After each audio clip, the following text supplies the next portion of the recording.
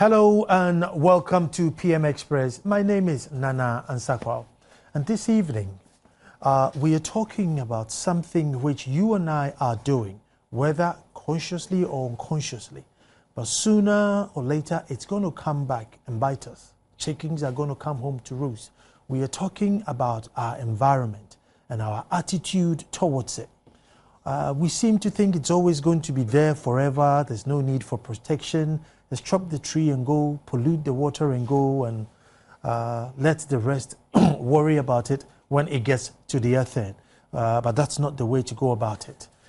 I have in the studio Mr. Daniel Owusu-Kranting, who is the General Secretary for Maritime Dock Workers Union, and he's also a keen environmentalist.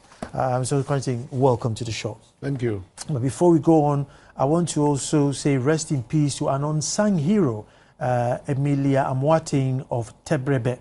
Now, this woman single-handedly, she would go and fight and make sure the trees were safe, waters were preserved. And in 2010, she was among 4 women in the world to be honored by Oxfam of America. She passed on the 29th of, on the 4th of May, 2013. And may she rest in peace. But we're coming to the studio. Mr. Kranting, you are a keen environmentalist. It's one area which I'm particularly passionate about, because I want my children and my grandchildren to breathe fresh air and drink clean water. But you see, we go on about environment. What is environment? Thank you, Nana. I think that this emphasis on environment is very, very important, and we have to commend PM Express. Environment is the totality of our surrounding. Almost everything: the rivers, the mountains, the water bodies, the sea, the trees, the chemicals in the earth, everything, and how we human beings relate to them. So, indeed, if you are talking about the environment, you are even talking about human beings located in all these complex interrelationship.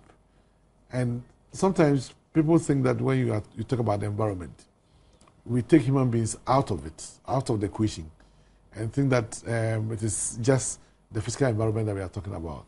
But human beings are to be seen as part and parcel of what we call the environment. But there's a certain value orientation that affects how we use the environment. If we think that human beings are part of the environment, and that if we destroy almost our surroundings, we are destroying ourselves, then it affects the way we use the environment. But if we also think that human beings are lifted out of what is called the environment, and we are supposed to dominate the environment and use it, then you don't see human beings as part of it. And it also affects how we use the environment. And that's why I'm saying that value orientation is very, very important in how we exploit, the resources that we have, and then also having the consciousness about what we do and its effect on us as human beings. Why don't we see ourselves as part of the environment? And I'll take you back, to our forefathers. Somehow, probably they were not well read as we are, but they were more in tune and protected their environment, if indeed it's everything that surrounded. With all our books, TV, internet, and information, why are we so disconnected? Or have we separated ourselves from our environment? Yeah, the issue of knowledge, there's no age in life, any period in life where human beings have not had knowledge.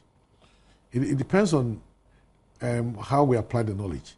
Our forefathers had indigenous knowledge. They used traditional values. They thought that, or they believed strongly, that rivers and mountains and even stones, had life. So they believed that, for example, rocks, were the veins that were running through the earth. So the moment you start knocking off some rocks, then it means that you are destroying the veins of the earth. And then they even gave names, Asase something. Asasiya, and which showed that they believe that Asase was born having on the spirit. first day. Yes, born, or human being born on Thursday. As we went on, we acquired knowledge which only dealt with things that we can touch and have empirical, put empirical values on, and started gradually losing our value system, which made us protect some of some of our water bodies, our mountains, and the important things of life. There is an interesting documentary called The Age of Stupid.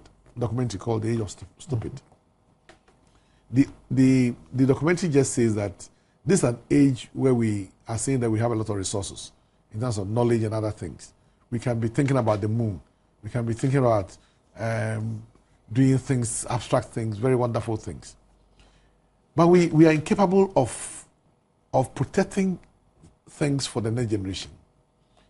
And that the documentary tries to say that 50 years after we might have left, a new generation will come and realize that with all the resources that were placed in our hands, we were unable to protect nature. And that is the way we were some generations would come after us and assess us. Every generation and how it looks like the prosperity of life. Some generation will look at prosperity as skyscrapers, doing big things, mega things. Some generation will come and say that no, the protection of nature is paramount. Look at our country today. We have almost everything. But we have very serious environmental issues. I was just going to literally go there because you said that, we're losing our value systems. So I was just going to ask, what is the state of our environment as Ghana? Well, if we use economic-based systems, to describe what we are talking about, then we can say that today, environmental degradation is 10% of gross domestic product. So, 10% of gross domestic product, which means that if Ghana's economy is growing by 14%, then if we discount the environmental degradation, it means that we will be going back. And if we talk about sustainable development has, 3 pillars. The economy, you talk about the economy, the social things, and the environment. And the social things, you have the element of the future in it. Because as we use resources today, we must be able to think about how future generations are going to also have the capacity to use all these resources too. So if the 3 pillars of sustainable development, one pillar gets broken, then it means that development cannot stand. So even as we think that we are developing, if we don't pay attention to environmental issues, the environmental issues will get to a point that our economic development and what we think that we are having fiscal and economic development would be destroyed by the environment that we are destroying. So we'll be striving to move forward, but we realize that we cannot sustain the kind of development that we have, especially when you have economic environmental degradation of about 10%, of GDP. So that is where we are now. The other important issue is that the 14% economic growth that we have recorded was as a result of the extractive sector, oil, and mining. So if we have increasing dependence on the extractive sector, which has very serious environmental consequences, and you think that you are just recording the economic aspect and not paying attention to the environmental side, then you are bound, to have development that cannot be sustained. That is where we are now. So it calls for serious attention. In fact, somebody said something. Of course, it may be extreme, but he said that anybody who believes that exponential growth can go on in a finite world is either an economist or a madman. So, because the world is finite. So, if we think that exponential growth can continue, forever, in a world that is determined, God is no more creating more world. The more we destroy our land, for gold and other things, we should know that we are diminishing, in terms of we are diminishing our carrying capacity, for us to do many things. And that is why we need to pay attention to the environmental question. You mentioned gold, and then the first thing that comes to mind is Galamsey. The new laws, or the government, I spoke to Ines Hussaini, and the idea was that they should come and regularize and then go back to mine. The issue was those who were not regularized were more of the problem, but they should come, regularize, and then go and mine. There's estimated about 2 million people of us up and down the country digging for gold because, it's bad. Is it really, really bad, or it's not that bad? And that, because I'm one of the guys who always blow it out of proportion, but maybe we're not quite there yet, and we have to stop it before we get there. Well, the fact that today we have resources in our country, and that people can decide to just jump into the airplane, just be able to enter Ghana, locate in your village and my village, and can do whatever they want, mine and pour waste in Ankobra and other things, shows how bad the situation is. The next point is also that from Axim to the northern side, the northern part of Ghana, this thing is going on. It's going on every part where you have gold. So it's quite serious. People are located in areas that you cannot even imagine, because some of us know, we have gone to some places, remote areas, and found some foreign companies mining and pouring waste into Ankobra. That is how bad the situation is. If we have a situation where a foreigner can come into your country, engage in illegal mining, and then can have the guts to even take guns and shoot, so the war laws are not Ghanaian war laws; they are foreign war laws. So, if we have watched Jungle Gold, a documentary that was shown, some young Americans decided to just jump into Ghana and go to the community and start destroying as many farms that they could have. Now, the one farmer who decided to protect his property ended up being arrested by the police. So it shows to you that the issue is a very serious one. So it's not a matter of somebody blowing issues out of proportion. Some of us started talking about this very long time ago, and said that, look, we will get to a point where we will have a total mess. And the situation has become messy. You see, anytime I raise this issue, the argument is employment.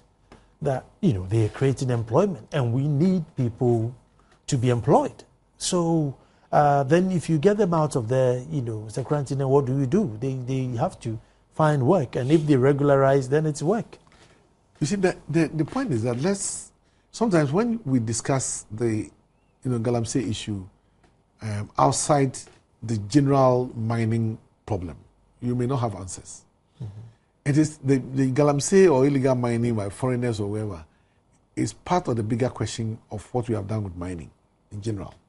The point is that if we go to some areas like Kenyasi, Achim area, New Abrim area, the people were predominantly farmers. They lived as farmers, and they lived with the environment and ensured that even as they farmed, they protected their water bodies and whatnot. Then all of a sudden, their lands are given out to big mining companies as mining concessions. You say that they are regulated. Mm-hmm. But the point is that the very land that the people are farming is the very land that is committed to farm, that is seeded out for mining purposes. They are pushed off the land, paid compensation that does not restore their livelihood, and the young people and whatnot who were land-based people now may have spent the the small compensation that is given to them, and then they are hungry for livelihood and incomes.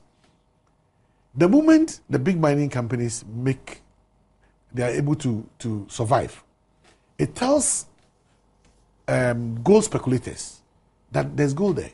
So they will start coming knocking at the doors of the people that, look, once big mining companies are surviving here, you better know that you have gold here.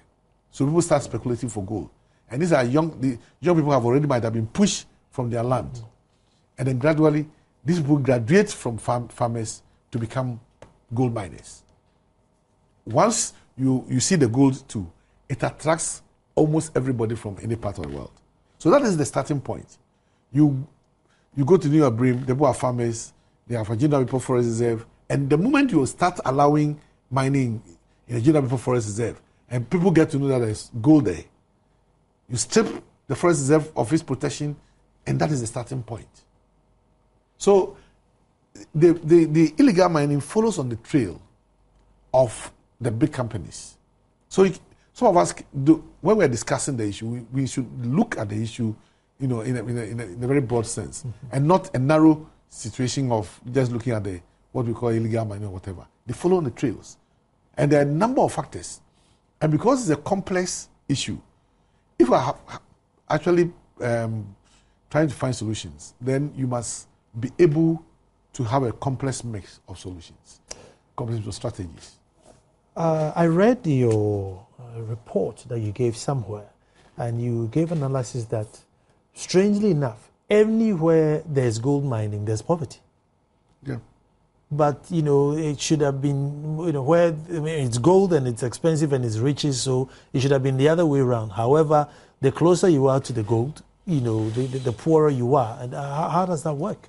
This one is even in Ghana, it's a research from Professor Aite.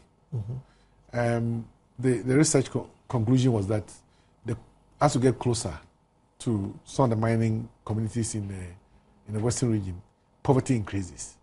It's because our rural people are land-based people. They survive on land. And that is their main source of livelihood and income earning. So the moment you locate surface mining in the area, and then their lands are ceded off, then poverty exacerbates. You worsen their poverty. Because the compensation that are paid, what are they going to do with it? And the compensations are also paid in such a way that it does not, it's not commensurate with the loss that they have incurred. So poverty is worsened.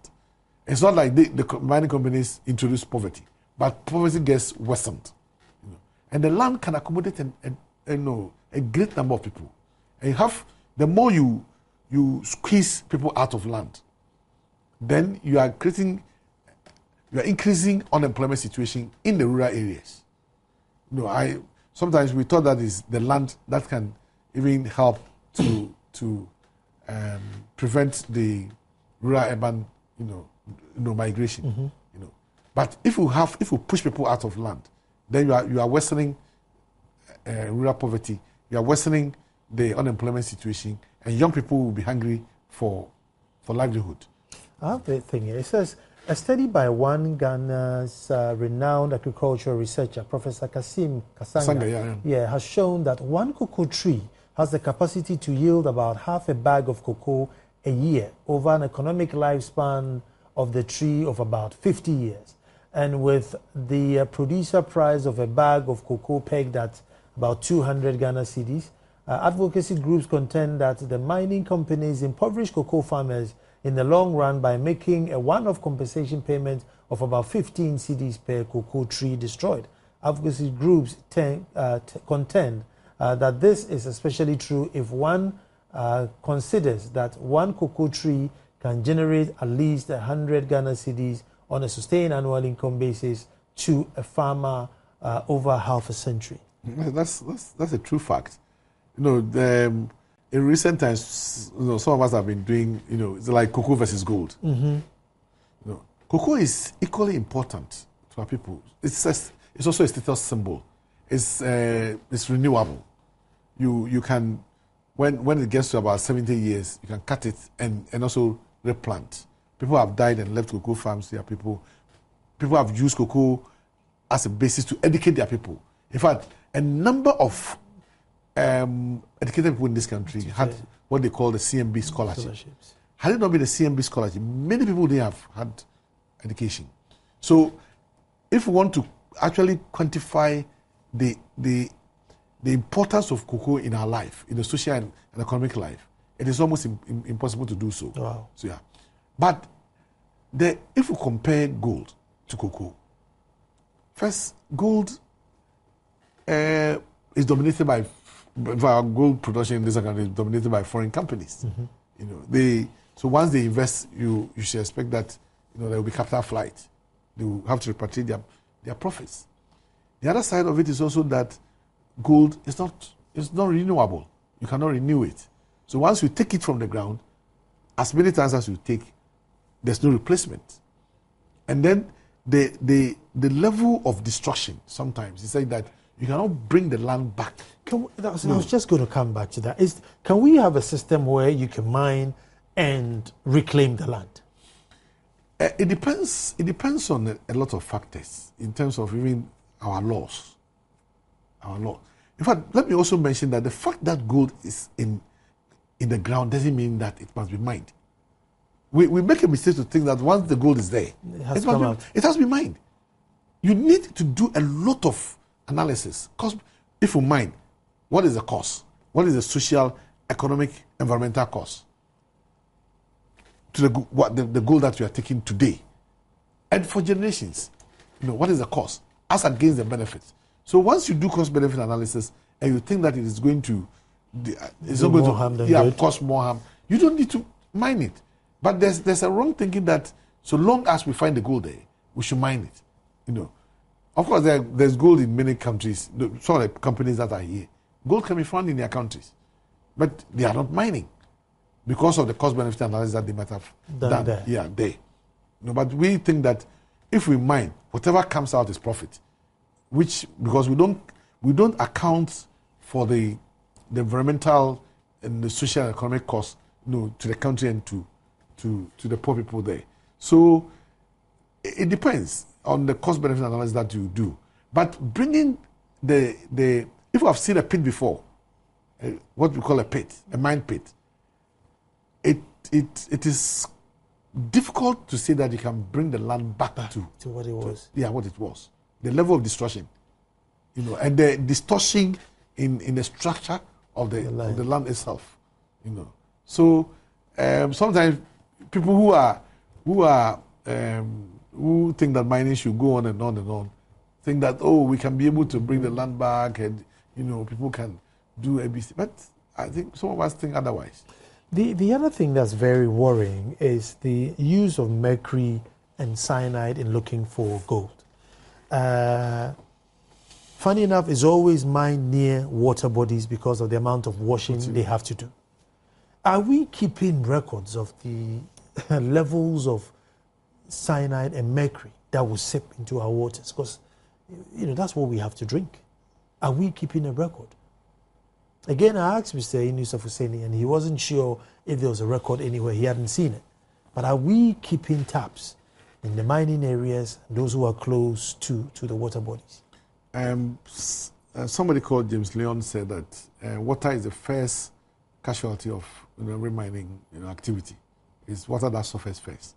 And if we all believe that water is life, then you can imagine how we are destroying our lives.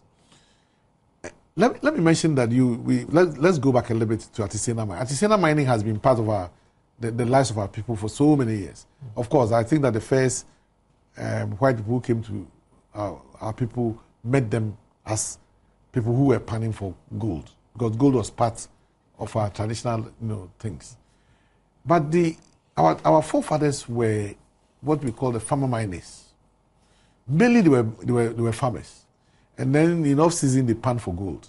So they didn't, because they were mainly farmers, they didn't want to do anything that would destroy their capacity to be farmers.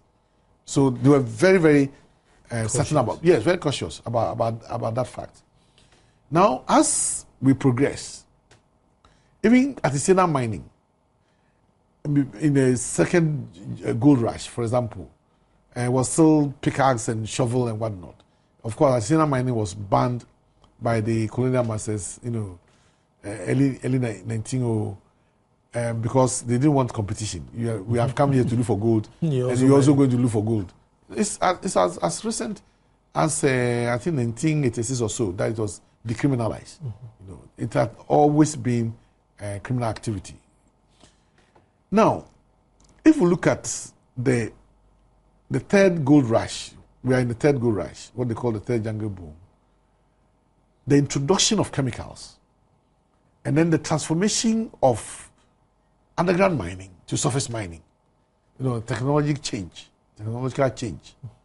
and then the use of chemicals. That has also impacted on artisanal mining, because artisanal mining has also transformed from pickers and shovel to mechanized illegal mining, and the use of even cyanide.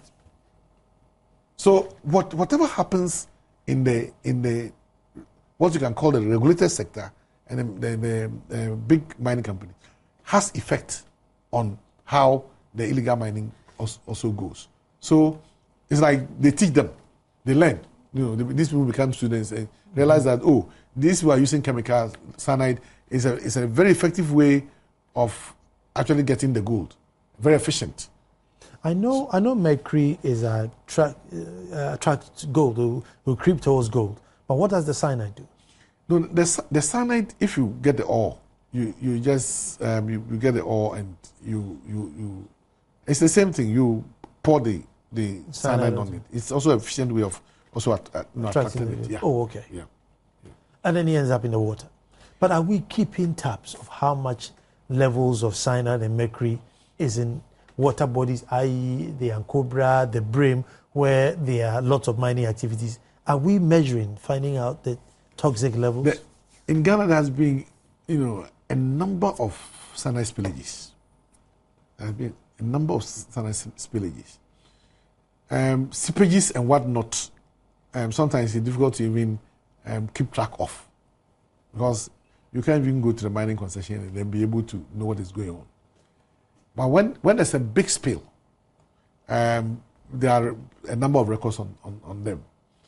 Now, once you have cyanide spilling into the environment, even though the cyanide can be what they call the photodegradable, when the sun shines on it, it can change into other forms. But it changes into other forms of chemicals that can persist in the environment and still poisonous.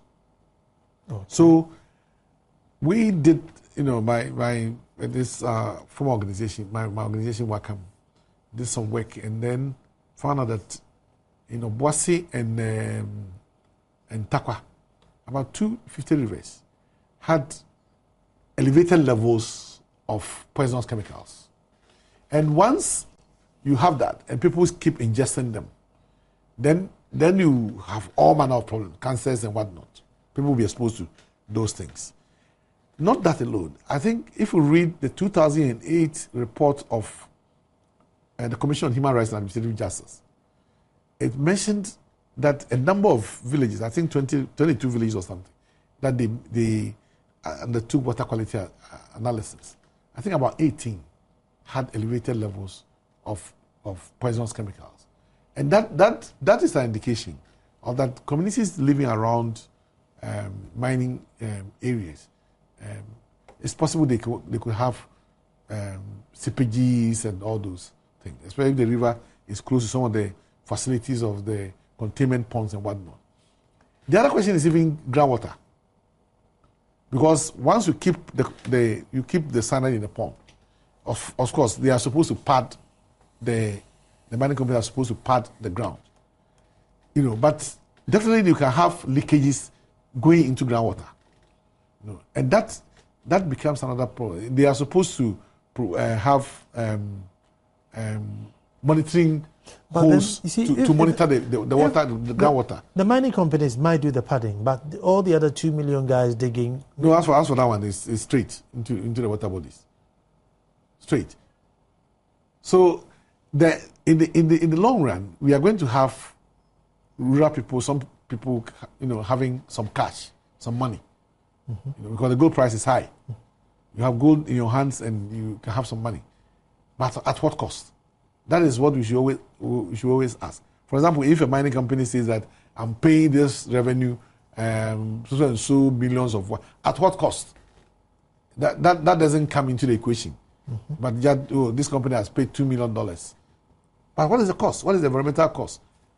And the moment we start creating these problems, we are creating generational burden for people who were not part of the decisions, probably the wrong decisions we might have taken now, who never benefited, if there were any benefits at all, from what we are getting.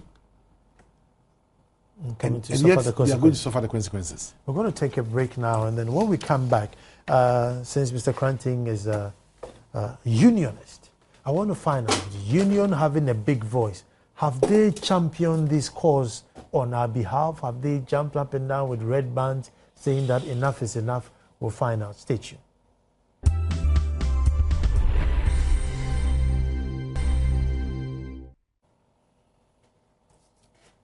Hello and welcome back to PM Express. We are looking at our environment, how we have treated it, how we are treating it. Are we making it sustainable for posterity to also come and enjoy as we are? The answers are directing towards no, but then we'll find out what can we do to change our attitude towards it. Before we went to the break, I was going to ask my guest, Mr. Kranting. He's a unionist. What are the unions doing about environment? Are they, because you have a bigger voice, and sometimes when you take a stand, the state listens or the government machinery listens. Are the unions doing much? Because I'm not hearing you that often. Thank you, Nana. I will start from the issue of environmental consciousness in this country. Let me ask a simple question. The December elections, did you hear any of the candidates saying that vote for me and I'll protect the environment? No. Yeah? It's an indication that first, the electorate are not asking the right questions about the environment, and politicians are also playing to the gallery. Because politicians know that nobody is going to ask them about their program to protect the environment. Here's a case we have also mentioned here, that environmental degradation is 10% of gross domestic product. So which should have even indicated to candidates who want to lead us that there's a big issue there. But because they know that the electorate don't have the environmental consciousness. And of course, I think that if you even want to campaign on the basis of environment, you even lose. Look at even the media. Look at how we treat environmental issues. Where do we place environmental news? Do we put it on the front page? Or we hide? Yes, we hide it somewhere. So there's a general problem about environmental consciousness in this country, and I don't think that trade unions finding themselves in this society might be different. But the good thing is also that the Trade Union Congress of Ghana is having a certain reawakening. It's having a certain reawakening to the fact that environmental issues are very, very important. In fact, in the policy document of the trade union, they have a whole section on environment and what to do. So, in the past, we were concerning ourselves with collective bargaining agreement and protecting the rights of our people and ensuring that there's high pay increase or something. They are good. But if the worker gets higher pay, and it is the environment that supports us, and he lives in a bad environment. As the Bible says, what does it profit a man if he gains the whole world and loses his soul or something? So the trade union, the Congress of Ghana is awakening to this fact that environmental issues are very, very important. So there's a certain sensitization going on.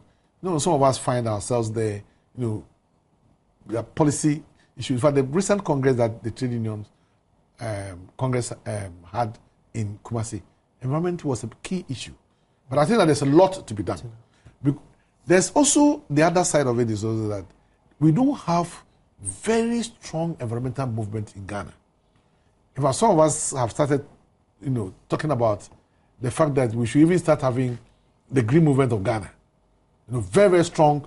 That should be able to articulate bring together all the pockets of concerns that people have, and be able to articulate it on a bigger, platform. These are things that we need to do. But I hope that the trade unions are listening, and that the question you are asking is a very valid question. That we have a big voice. We are the trade unions are the biggest. We are the biggest NGO in Ghana. It's the biggest advocacy group in this country. So it becomes a challenge for us if the media or people start holding us to environmental issues. And we think that it is important that we continue to have this reminder that a lot is expected from us in terms of even the environment. Well, the other thing I was doing that with environmental issues or the talk about it, are we bringing it too late? I mean, look at PM Express. By now, all the children who are 8 years old and 6 years old are asleep. But maybe that is the time where if they had gotten into the environment issues, then they grow with it and understand it. But when you catch somebody who's already 40 years or 50 years, it might be too late to say, yeah, go out there and protect a tree or go out there and protect a river. He wants his pension. He doesn't want to get out there and protect anything. Yeah. You've raised a very valid issue. Environmental consciousness should start from kindergarten. And once we do that, and it becomes part and parcel of our educational system, people will grow up with it. Truly, somebody can run through education and get through tertiary level without having any consciousness about the environment. So as for the environment, it's there in abundance. If we abuse it, it can regenerate itself. So we think that we should even use it and do anything we want to do with it. So environmental consciousness, as you are saying, should start from our young people, and they have to grow with it. It should become part of our curriculum.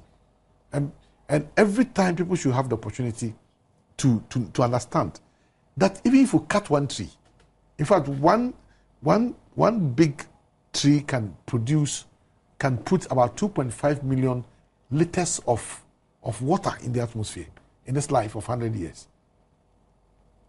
One tree. So if you cut one tree, you see how you are disrupting the hydrological cycle, because the trees have to take the water from the groundwater, pass it through, and then put it in the air. I wonder, 2.5 million liters of water within 100 years. Yes, and even for what do you call it, for plants like maize and whatnot, that can last for even 3 months. No, they can put about 60 liters. Lose it. So in the atmosphere. And the importance of ecological services cannot be quantified. You can't quantify it. For those in the print industry, the clothing industry, like GTP and whatnot, they know the importance of even butterflies, because they use the designs on them in the clothing industry. So, and pollination, if we want to quantify even the work of a bee. So, the moment you are destroying even one thing, you should know that in the scheme of things, there are very serious benefits. Also, we are talking about just one tree. If we take a teaspoon of soil, the quantity of the bacteria and other things in it, just a teaspoonful. And they all should be protected. Yes, because they all have a role to play. And the more we destroy them, the more we are destroying ourselves. In fact, I always say that if we look at the earth, I think is if you look at the water to land is about 70-30. And that reflects in a human being too. So the more water we pollute, the more we are polluting ourselves. So right from childhood, if people get to understand this basic fact, that if you destroy one tree, you must make sure that you get it back. You get one tree, to replace it. Then we'll start understanding that we can't just abuse nature. Let's go to maritime. In maritime, by all means, it means all the waters, somehow fall within your office. How are we doing there? I mean, have we touched the sea yet? I think the sea we're not doing bad at the sea. I think we're doing good. Well, I think that the story now can be different, because of the kind of oil that the kind of exploitation that we have, the extraction of oil. There was a tracking of the death of whales. Was it last year? By WACAM, which we have a certain association with WACAM. And we realized that in a matter of less than 1 year, about 10 whales had died and had been washed ashore, which is very abnormal. Sometimes in a whole lifetime, you may not even have whales being washed ashore. And without even doing any research, it shows that there's something going on in the sea, which is wrong. Which is creating a lot of problems. So once we have some activity in terms of exploitation of oil on the sea, definitely environmental issues come in. I think last year we had was it last year or last 2 years? Some problems with some mud, polluting the sea, and government trying to impose fines on the oil companies, and there was a tussle. So the sea is not that free. It's also a fact that oil spills from even vessels and whatnot can also create, some pollution for marine life. Let me divert a bit and come. I've never heard anything about this. We mine oil in Salt Pond, but you never hear anything about that oil as to. I don't hear anything about it. It's environmental factors, it's profit, economic factors. It's very quiet. Cool. Yeah, it's cool. Yeah. Why is that? I mean, some of us think that the gold that we see, which is very physical and on land, if you're unable to deal with the issues around it, some of us don't think that there's much we can do in terms of the oil that is being exploited on the sea. It's a matter of regulation. It's a matter of strong laws. So, but if you look at Ghana's situation, we have a semblance of laws, in place. And we started exploitation of this our current oil in commercial quantities. And even as we're exploiting, or we're drilling the oil, or we're, getting the oil from the ground, that was the time we're even making the laws.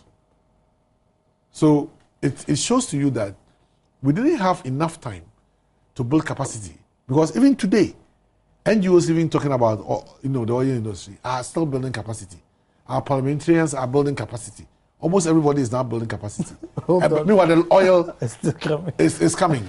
Well, on that note of capacity building, I'm going to take my last break, and then when we come back, we're trying to find out what can we do as each and every one of us, and then as the state, in order to change this cause of destruction of our environment. Stay tuned.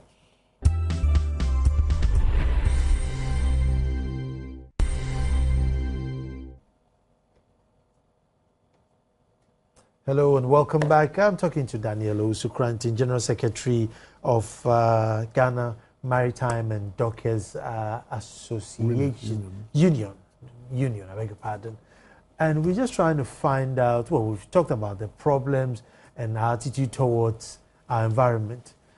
In the last 10 minutes, I also want us to find out what we can do to change our attitude towards the environment. what revolution can we put in to make a significant change so that, we change our course.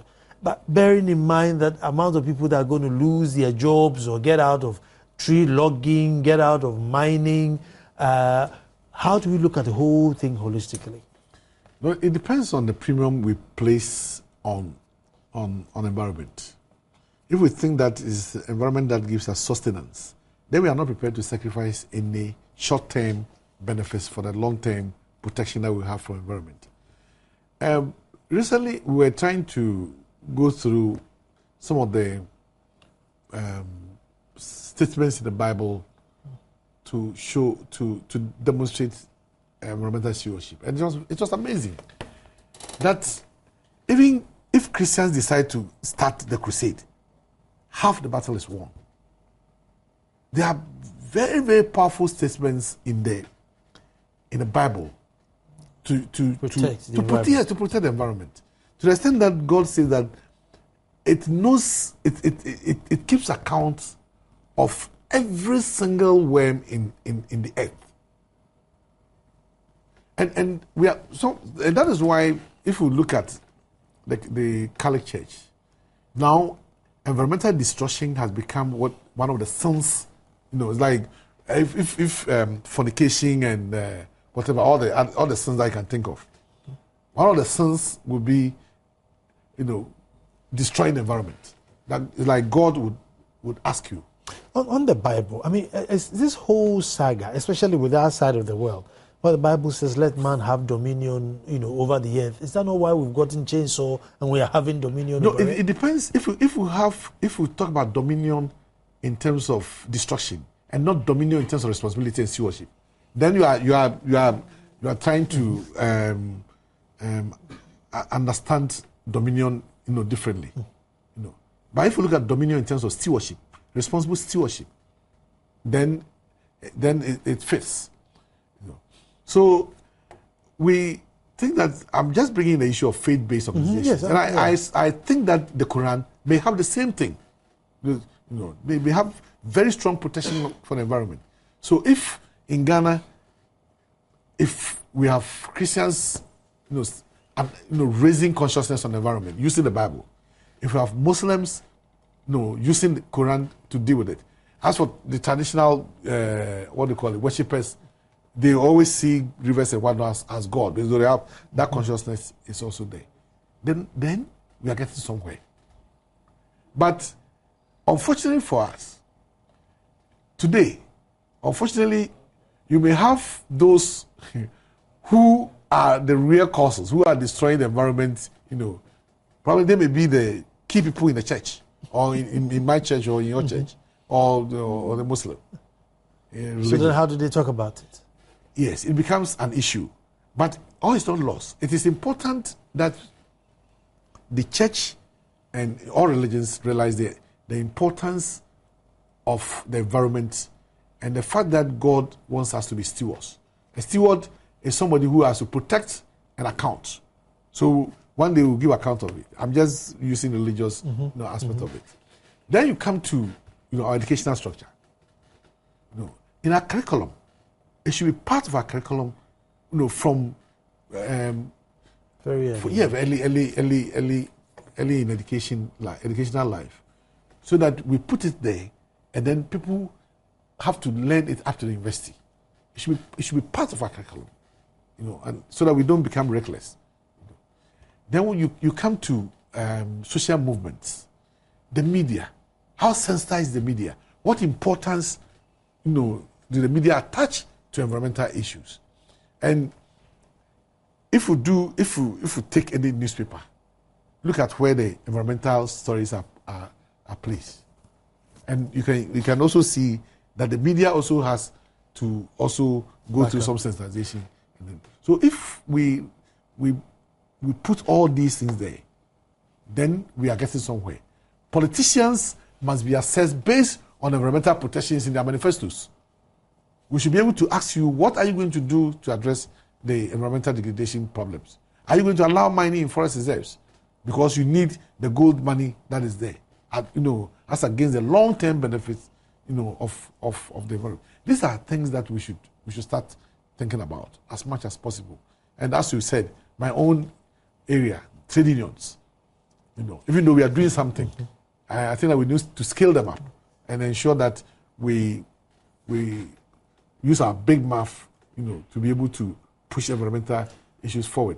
See, the difficulty we have is, it's like literally me telling you that, there's a bigger stick there that if you beat me with, it will hurt more than this smaller stick. Because if I were the leader, politician, these guys who are leading, I then need to tell you that, oh no, your environment is good and go and look after it. If I tell you that, you're not going to come back to me and demand that. So then we are doomed where they're not going to educate you for you to know that your environment is good and that you ask me to provide you a cleaner environment. So we're caught in a vicious circle.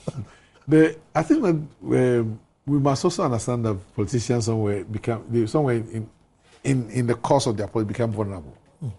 And the vulnerability comes when they are seeking our mandate to rule. That's the time they even they want to listen to everybody. And that we need to understand these things and play it according to the rules of the game. When it's time for elections and they are talking about everything, Going to the funerals. Attending funerals, being very magnanimous.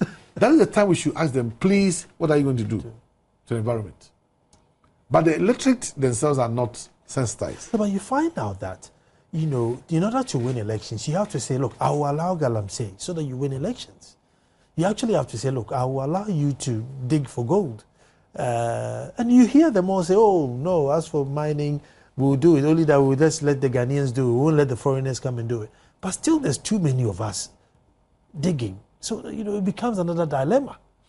But it's also one of the issues some of us have with the soups and whatnot. Fine. If people are doing wrong things, arrest them, prosecute them. But beyond that, what do you put in place for the people who will lose their livelihood, if we sensitize them to stop and they understand it and stop, what do they do? So even as we use the soups and prosecution and whatnot, it's one aspect. We need to also provide sustainable livelihood for those, essentially like rebels. If somebody decides not to fight again and puts his gun down, you need to rehabilitate the person. So what is the rehabilitation program that we have? Because if we don't have those things, you can go and have the soup, you leave, and the pull factors will push the people into it again. Unfortunately, that's all we will have time for. But I want to thank you very much for coming to I'll say education. That's what I'll say, education. But I think we all owe it to our state to look after the environment. Indeed, it's everything around us, including you. So do not separate yourself for the environment. Now, I deliberately didn't even talk about deforestation because if I do it now, I won't be able to get him back in. We'll come back and look at deforestation. 26 million hectares down to 1 million. When does it finish? And how do we replant it again? Thank you very much for watching PM Express. I will be back here tomorrow to do it all over again. My name is Nana Ansakwa.